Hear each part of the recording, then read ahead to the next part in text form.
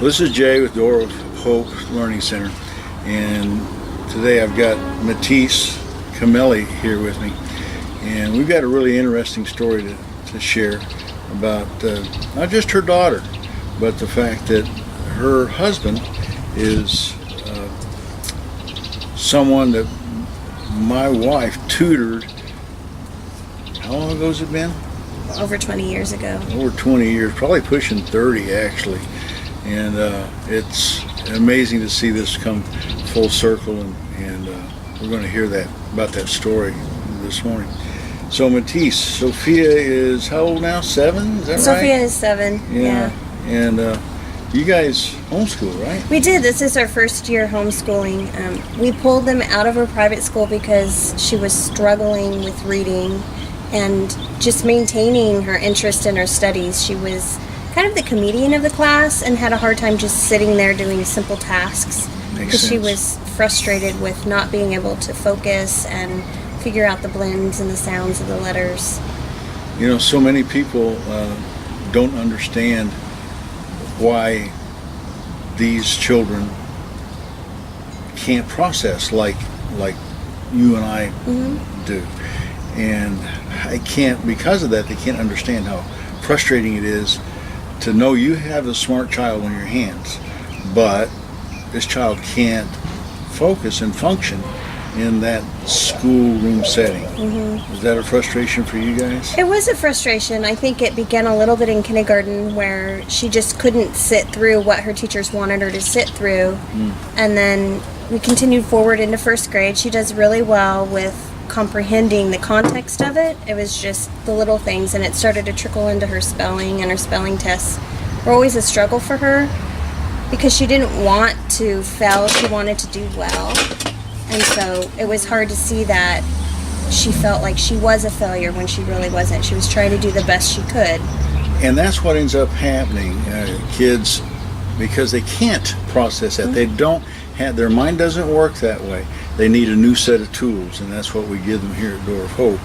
The tools to be able to go to work properly. We often give the analogy that the children can understand. Said, can you imagine, let's say your daddy is a carpenter, and he goes to work and he doesn't have a hammer or a drill to work with, and so he's trying to figure out other ways to do it, and the work's just not getting done no matter how much he wants to do it. He said, imagine your daddy trying to go up and nail a piece of lumber together, and he's using a rock or a stick or something instead of a hammer. It makes him at a very, very distinct disadvantage, and that's maybe an analogy that a lot of adults would understand better as well, because if you never had this problem, you don't know. How's homeschooling going now? A lot better. We hit a point where she was frustrated with the one-on-one work. It was hard for me to get her to sit and focus, so we tried creative ways to keep her engaged and really enjoy learning, and it's my desire for her to really love to learn and want to do well. And so when it got to that point of we just cannot continue forward with what we're doing because it trickled into all of her other subjects, math. Absolutely. That's the thing about reading. It affects every single thing that child tries to do. And she would avoid it, and a lot of times it would be tears, and it's heartbreaking as a mom to see your child struggling so much when we made this shift to help her improve. Avoidance Behaviors are something that kids have to do to protect their own integrity. You know, it's I can't do this, and I'm feeling stupid, and I don't like that, and so what do I do? Well, you know, avoidance, and it comes in a lot of ways. A lot of kids will just try to become funny, or try to find some other distraction, or there's a 1,000 different avoidance techniques, and hers was just basically kind of meltdown, sounds like. She shut down at a point because she would try to be the comedian in class. She would try to get a laugh, a rile out of kids. And then at home, it was, we need to sit and focus and work on this. And then she just couldn't handle it. The frustration became so overwhelming. And she exhibited a lot of things that my husband had troubles with as a child. And so we started pinpointing that. And because he came here and he was able to overcome a lot of that, we felt like this was a good place, a good fit for her. Cool. Cool. This generational thing is very common. It's a genetic. Typically, we find that either immediately the generation right before, or sometimes it skips a generation. It comes from a grandparent or an aunt or uncle, and you'll see, but somewhere in the family tree you'll usually see it. Not always. In our situation, our youngest son was severely dyslexic, and that's what got us to find out about the methodology that we use right back in the beginning. It was back when we did it, which was 30 years ago. We had no idea. There was very, very hopeless kind of feeling. What are we going to do for this brilliant kid that can't function in a school setting?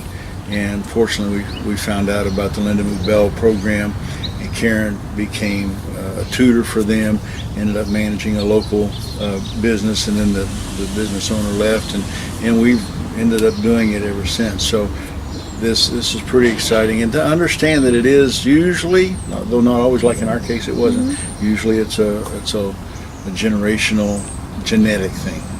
So what brought you to Door Hope was a lot of frustration, it sounds like.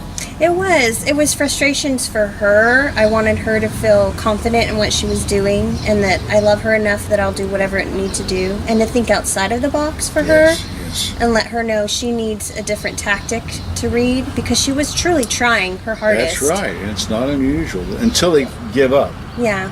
But another analogy that I like to use is, could you imagine being thrown, here you are raised up in America, you get thrown in, say, a school for Russians, and they're doing nothing but talking a language you can't comprehend.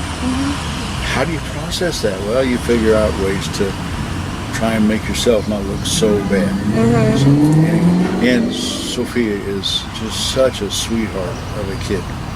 She really does try her very best to do what she needs to get done for her schooling, and she enjoys learning. So to see that hit a wall with that was really hard. Yeah.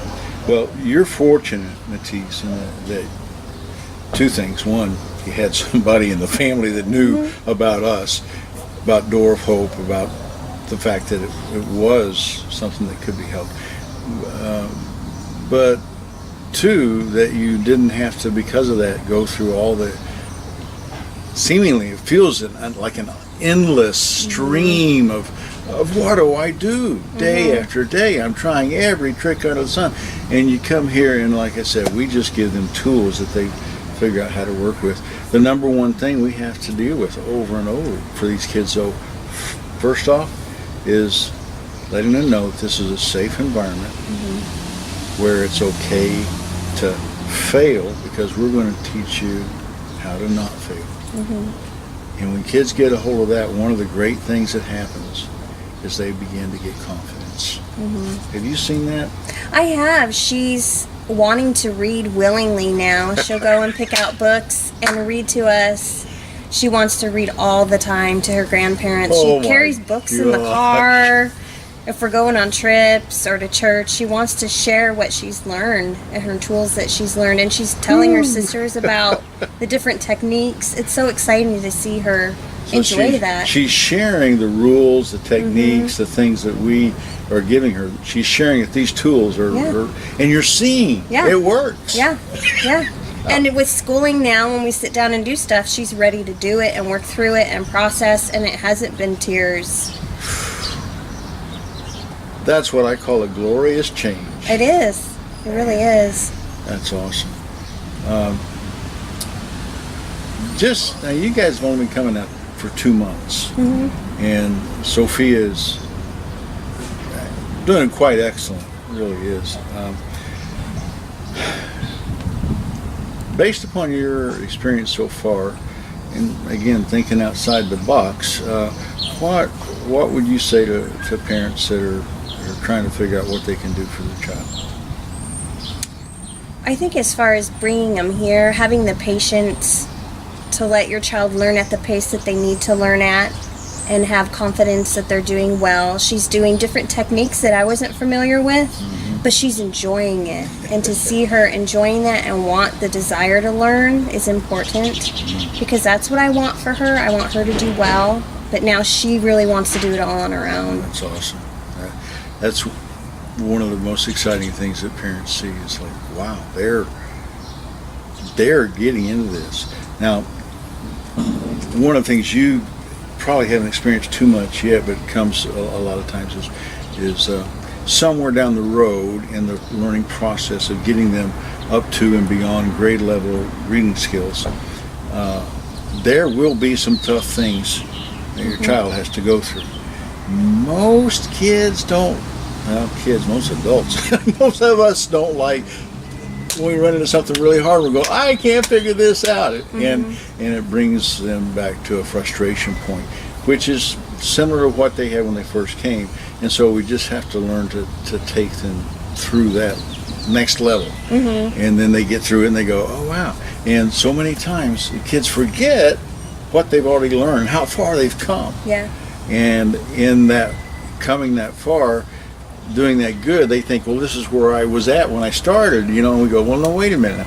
Back here, you couldn't figure out any of this stuff, remember? And we take them back and show them where they were at in the beginning so that they can feel, get a good grasp of, oh yeah, I really have come a long way. Yeah. Okay.